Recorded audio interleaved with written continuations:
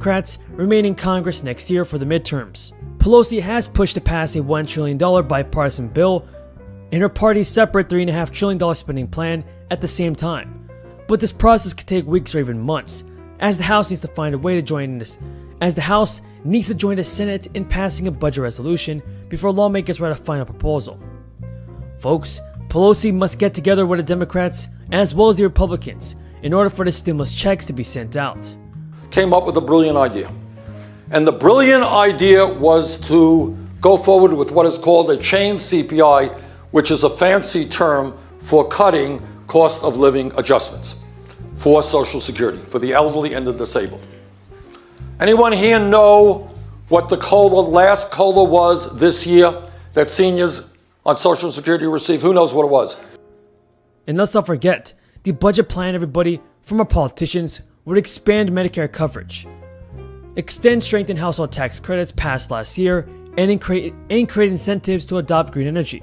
Democrats are getting set to assemble a massive $3.5 trillion social spending plan that they will muscle through without any Republican support in the next few months. Now, Representative Alexandria Ocasio-Cortez and many other progressive lawmakers are now urging Biden to renew federal unemployment benefits, and Democrats have cut many things from the $3.5 trillion reconciliation plan, which should include an additional stimulus payment as well as an increase of your Social Security benefits. At all military posts and naval stations, and on all naval vessels of the federal government in the District of Columbia and throughout the United States and its territories, and possessions until sunset on August 30th, 2021, in honor of the victims of the senseless acts of violence in Kabul. Folks, be sure to stay until the end of this video to find out if President Biden will do his job and send out more stimulus relief. Now, Representative Alexandria Ocasio-Cortez of New York is one of the fighters in Congress, asking for more stimulus relief from President Biden. Now, the Congressional Progressive Caucus held early discussions on whether to push for a renewal of unemployment benefits. After all, folks, they are set to expire on September 6th. Now, this may be an opening for them to leverage their influence and obtain extra federal aid for many Americans. Now, some Democratic lawmakers are raising the alarm over the end of crisis unemployment benefits. Representative Alexandria Ocasio-Cortez said, "What we have right now, residents. The Connecticut governor has recently held a news conference to announce a new budget proposal that he will present to the General Assembly this month. This proposal will include a plan to increase Connecticut's earned income tax credit from the current rate of 30% to the federal rate of 40%. Increasing the rate will provide an additional $45 million in state tax credits to approximately 200,000 qualifying low-income people. Above the amount they are currently receiving under the program, people can get a lot more. Families will generally receive 95% of all the earned income that the tax credit dollars creates. And this is just one of the several tax relief measures that Governor Lamont will include in his upcoming budget proposal. Early this month, he announced it will include a plan to restore the pass-through entity tax credit to its original level, enabling small business owners to save money by claiming a credit that's even larger than the returns.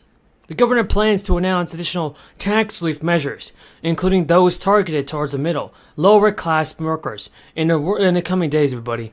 And key economic indicators such as retail sales and historic job gains are painting the picture of a robust economy that shows few signs of slowing down. But smaller than expected drop in January inflation has some economists worried that the Fed is going to prolong its interest rate hikes, which could tip the economy into a recession that pulls millions of people out of work.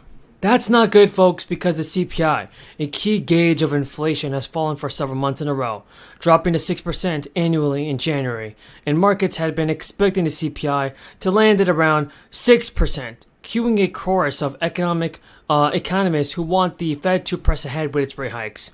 While the Fed says it's pursuing a soft landing, meaning lower inflation without a serious recession, it expects the rate hikes to boost the unemployment rate by at least a percentage point, if not by a percentage point, then by 2 percentage points as well. I also want to add on this. Data is sure to worry the Fed officials who want consumers to spend less so that companies are forced to bring prices down.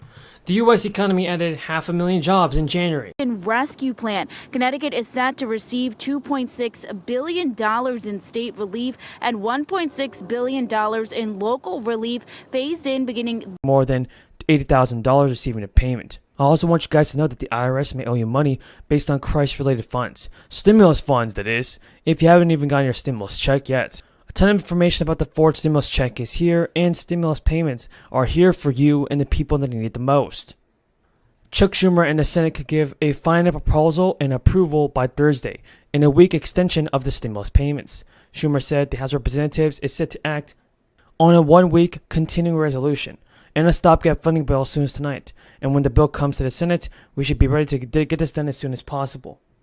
So, Chuck Schumer also said that House Republicans have encouraged their leaders to vote against the bill in a protest of what they call trillions of dollars of wasteful spending, even though it's going to the people that need stimulus the most. The House of Representatives had already passed a short-term funding bill last night to avoid this government shutdown. They kicked the Friday funding deadline next week to allow lawmakers more time to strike a deal on the spending for the remainder of the fiscal year 2023. The continuing resolution passed in a 224 to 201 vote and now heads to the Senate, where it must pass and be sent to President Biden's desk before midnight on Friday to avoid a shutdown. This measure will keep the government funded at current levels until December 23rd. Also, folks, in a notice sent by the House Minority Leader, he said that leadership recommended Republicans to vote no on the bill in an attempt to buy additional time for a lame duck session. But now this means that gas prices are continuing to drop as demand lowered and oil prices held steady. The national average for a cost of gas is $3.26, and that's 50 cents less than a month ago and 6 cents less than a year ago.